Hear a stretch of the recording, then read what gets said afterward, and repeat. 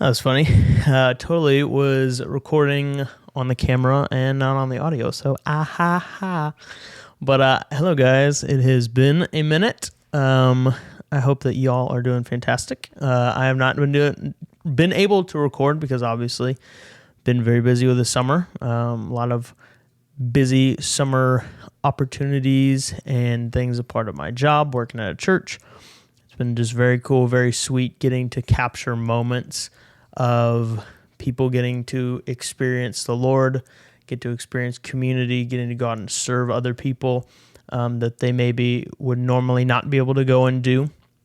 So it was just really, really cool getting to capture that and to do that. And then also producing other content for other people has been really fun, really sweet.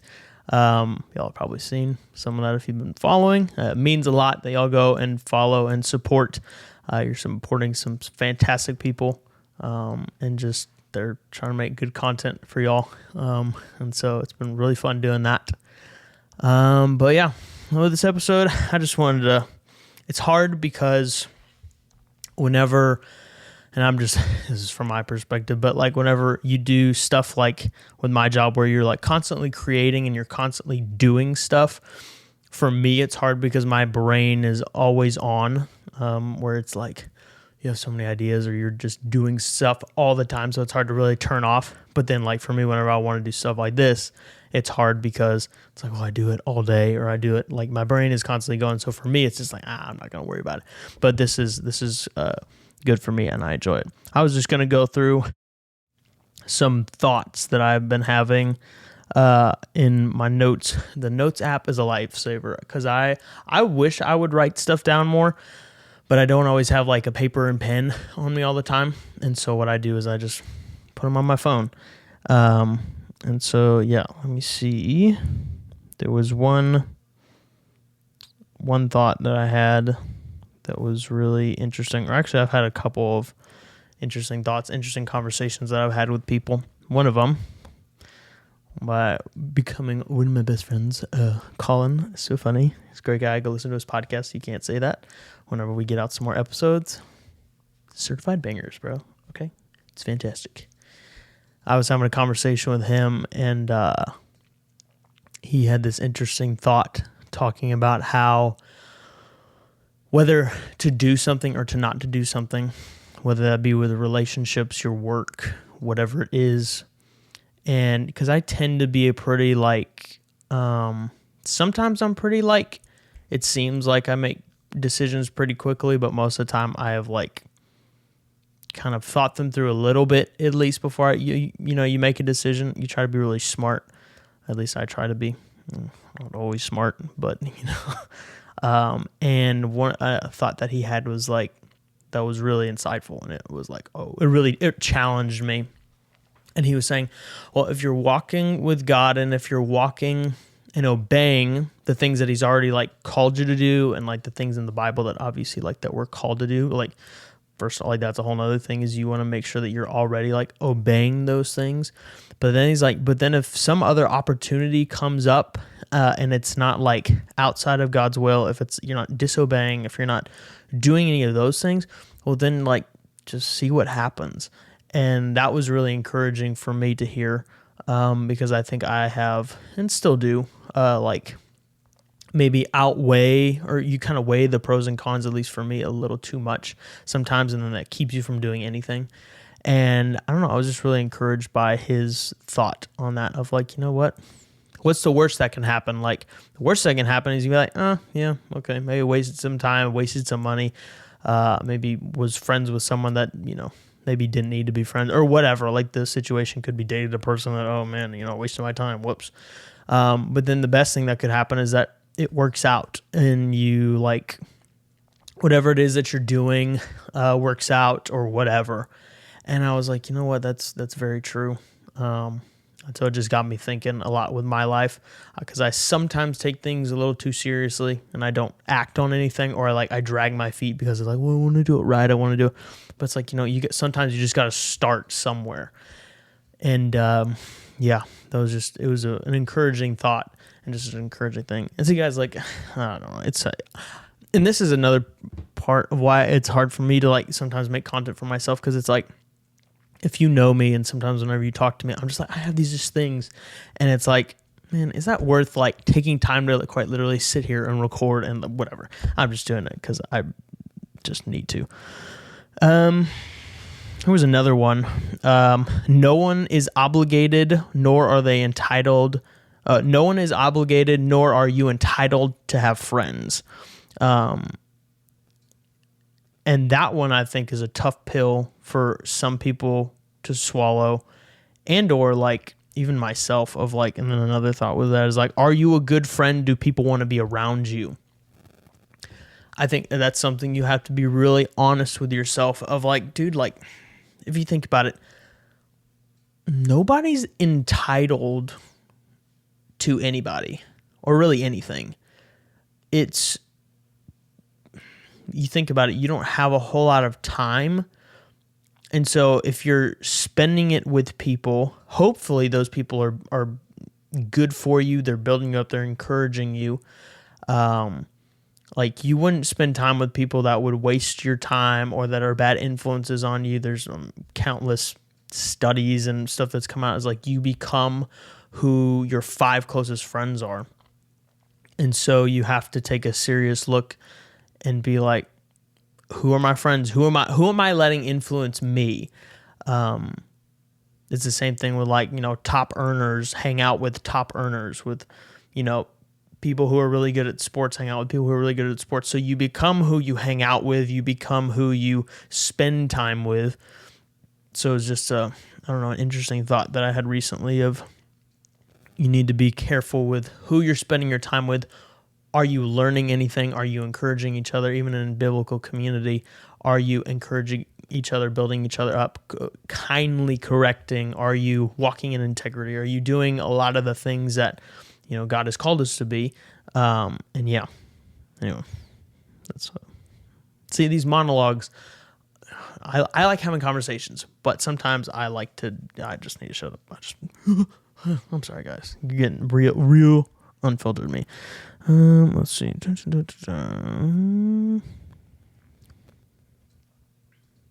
Another one that I had been thinking about recently and being in like leadership in a way, or being under leadership or being a part of leading people just in general, and realizing, because even as a kid, like I knew that like there was something about leadership and leading people, and the psychology of like people has always fascinated me. And like one of the things that I love seeing is when people light up and they like see their purpose and they see who they're supposed to be. And I love encouraging that in people. And I've been convicted recently to do that more. But one thing that I've come to realize is that, man, like leadership is not sexy. Leadership of people is hard. People are already difficult as it is, and it's an interesting deal of you shouldn't be so quick to want to be in leadership. I have made that mistake, still deal with the deal of like, man, like it's not about being in charge and having all the responsibility and having all the eyeballs on you. Because I wrote this down. It's hard and it's more costly than you could possibly want to pay. And yeah, because like I'm sure you already know. I'm sure you could think of situations in your life with just dealing with people or having friends. It's difficult. So then imagine even like in a setting of like, all right, you are the person who is in charge of how many ever X amount of people.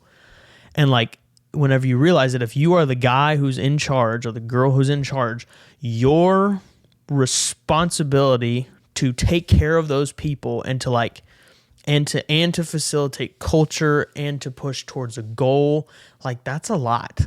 Like you are the person that is in charge of leading others, and everything kind of rises and falls on you and your ability to whatever, create culture, to encourage your people, to make them want to follow you, not in a weird way, but in like a, hey, you're pushing them towards a goal, and you're leading by example. And I've been listening to Bob Iger. Bob Iger is now currently CEO of Disney, and who owns Marvel, Lucasfilm, Pixar, etc. And I've been listening to his autobiography. It's a really good book. I would encourage anyone who's interested in leadership, or if you like Disney, you should go and listen to this book. But it's just really interesting hearing how, man, just dealing with people, and talks about the mergers with Pixar, and him having to deal with Steve Jobs, and how whenever he was acquiring Pixar, talking about how, hey, we're bringing you on to, like, we don't want to kill your creativity. We don't want to take away anything of the magic of Pixar, or what it is that you're doing. We're not coming to control you. Like, we're trying to help bring you in to help steward and create culture, and lift other people up. And like, hey, if you're really good at whatever it is, storytelling, well, then we're not going to tell you to like do something else. And so just listening to that book, and just seeing how, wow, like on a wide scale of like, man, whenever you're taking care of people and you're making decisions, for me, it was just really interesting, just learning about that, and considering, man, it's a lot to be in leadership. Whether you're over a team of 5 people, or you're over, I think Disney has like over 200,000 employees, and just like the responsibility of leading and taking care of people is not a weight that should be lightly taken. And yeah, it was just another really cool thing that I've just kind of been learning recently. Another thing the Lord has been really teaching me is about abiding. John 15 has been a chapter that I feel like I've been in for a little while, or it's one that I feel like I'm constantly being drawn back to, mostly because I think I'm really bad at abiding and sitting still, as all people are, I feel like. And the Lord has just been teaching me a lot about, man, like, you have to abide. Like a plant and a vine, like in the illustration in the Bible of like a plant cannot survive without being connected to the plant. And like a limb, and if it's cut off, well, then it's cut off from life, water, sunlight, all of that good stuff. And the Lord has really been teaching me recently of like, man, you can't do anything that I've like called you to do or equipped you to do if you are not connected to me. And I think it's really hard for me specifically of like, dude, like I don't spend enough time in the Word. I don't spend enough time in prayer. I don't spend enough time in the secret place. Because for me, and for anyone, any Christian, if you don't have your relationship with the Lord first for you, well, then anything else that you do out of that should be out of an overflow. But for me, and maybe you can relate to this as well, but of like, there's so many things that, man, if we're not getting filled up, if we are not spending time with the Lord, well, then we can't do all the other things well. I heard it from a friend of mine, the way that they put it, and it was really, really good. How they described it was a lot of people, and I do this, I'm guilty of this as well, but of like, if we do all the other things kind of associated with our relationship with the Lord, like if we're going to church, if we're hanging out in godly community, if we're listening to messages, if we're in worship, if we're doing like all those things are good. But if we're not spending time with Jesus, like if we're not sitting in his presence, if we're not listening for the Holy Spirit, if we're not inviting him into those places, well, then all those other things, it's like taking vitamins and supplements and then not eating food. Like all the vitamins and the supplements and all that stuff is not going to help you if you're not getting the bread, if you're not getting the meal, the meat. if you're not doing that, well then it doesn't matter what you're doing, and then you're going to be left feeling hungry. Then you're going to be left feeling empty. You're going to feel like I'm doing all the things, I'm spending time with the Lord in community or whatever. But then if you don't have that own personal relationship with the Lord, well then you're not going to get to experience the power. You're not going to be able to experience the peace, the joy, the freedom that comes with spending time with Jesus. And that's a journey that I am still on. And yeah, the Lord has just been really, really sweet in like encouraging me into that.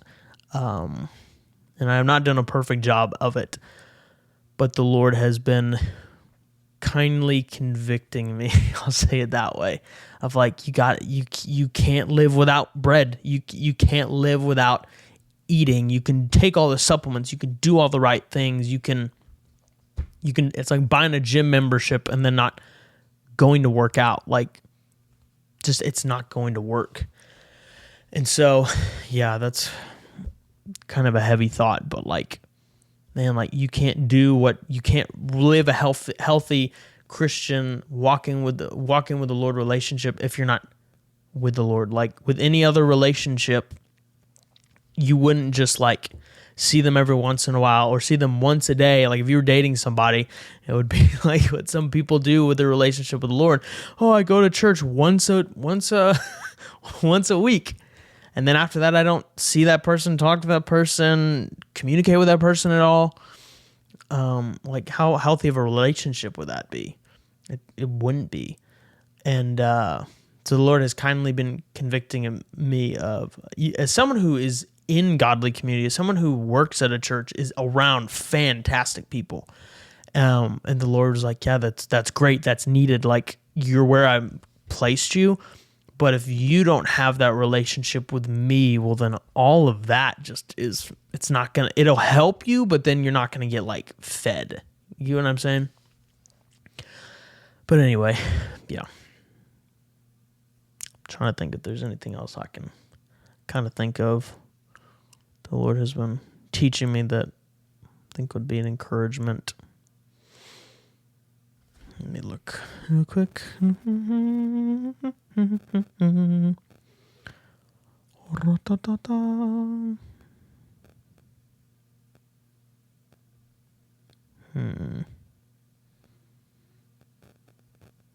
Oh, this one idea. So with creativity, for me, was never something that I thought would be a part of my like lifestyle, if that makes any sense. 3 years ago, had you told me I would be doing what I'm doing in terms of like media and the things that like I'm passionate about, I would have laughed at you.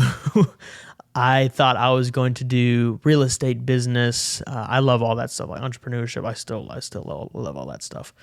But creativity, quite frankly, whenever anyone talked about being creative or artsy, I would be like, yeah, no, that's not me. And so even with my job, where it's kind of like, it's a weird thing because it's like my job is to be creative, and I find that most of the time whenever I'm creative is whenever I'm quite literally doing nothing. Literally most of my like whatever like kind of ideas always come to my brain quite literally when I'm going to sleep. And I made the mistake where I'm going to bed, like I just have some thought, and I'm like, oh, that's good. And I don't have anything to write it down with. And then I wake up the next morning, or I'm quite literally going to bed the next night and be like, oh shoot, what was that great idea that I had? Man. And then I can't remember it for the life of me. But anyway, of like this idea of like as humans and as Christians specifically, we should be the most creative people on the planet. Why? Because, well, we serve the Creator. Like we serve a God who literally created everything, like everything that's even in existence, like he thought of, or he knew that it would be. And even T.D. Jakes has this phrase where he talks about, which obviously, I mean, but it's the way that he says it is really good, of like, God didn't make a chair, which obviously like God probably knew a chair and like made a chair, whatever. But like people had to come up with the idea for a chair. You get what I'm saying? Of like, they had to be creative. Like when they saw wood, or when they saw this wood, they're like, I'm going to make a table. I'm going to make a chair. Like God gave them the creativity to like do that thing. And so, yeah, of just this thought of like, man, if everybody's creative, everybody has created something at some point, whether that be a systems, whether that be a way to do things, whatever it is, like, or someone takes a photo, or like whatever, draws something, like you're creating something, you're creating your own realities of like, man, my life is whatever, like, oh, I go to the gym, or I don't go to the gym, or I make my bed, or they'll close out. Like you're creating something, you're creating an image for yourself to others, you're creating something. And so just that thought of like, man, if we're Christians, man, then like we should be the most creative people, because we serve the Creator who, I don't know, we have access to abundance through Jesus. I think that's one people, Christians specifically, miss out on, is like, man, we serve the God who quite literally owns the cattle on 1,000 hills. I forgot what verse that's in. I should read my Bible more. But anyway, like our God created and owns everything. And yet, so why should we be afraid to ask him for things? Why should we be afraid to, why should we be okay with anything less than he is willing to like bless us with? Because God wants to bless you with, he's already blessed you with gifts, talents, abilities, but then he wants to bless you with more. He wants to bless you with influence. He wants to bless you with a lot of things, but if your character can't hold that thing, well, then he can't bless you with it. Like you look at all the people in the Bible in the Old Testament who God was like evidently with them. I know this is a very not popular topic. Some people would say it's prosperity gospel, but whatever. But you look at all the people in the Bible, or not all, but you look at some people in the Old Testament, like they were marked by wealth, of like the Lord blessed them, and it was a symbol and a marking of like, oh, that person like walks with the Lord. So like if those people got to know them, oh, what's different about you? Man, why are you so wealthy? Well, it's like, well, because I serve the God of, Abraham, Isaac, and Jacob. Like I obey him, I walk with him. And so it's a testament to who the Lord is whenever someone who's been blessed with a lot is a good steward of it. So even for you, you might not even say, oh, I maybe don't agree with that, but it's like, well, the Bible talks about he who is given, if you're given little and you're a good steward with little, then you can be given much more. It's like the parable of the three servants and the talents. When the master gave the different amounts of talents to each one of them, and the one was so afraid of his master that he went and hid it. But then the other one wasn't afraid and stewarded it well and grew it. And then whenever the master came back, he rewarded the guy who went out and grew it and was a good steward with it. He gave him more. But then the one who was afraid and didn't do anything with it, who went and buried it, he quite literally said, yeah, get this guy out of here. I don't want this guy here. And so God loves good stewardship because everything that we have is his anyway, so why would we not be like good stewards of it? But anyway, what all do I know?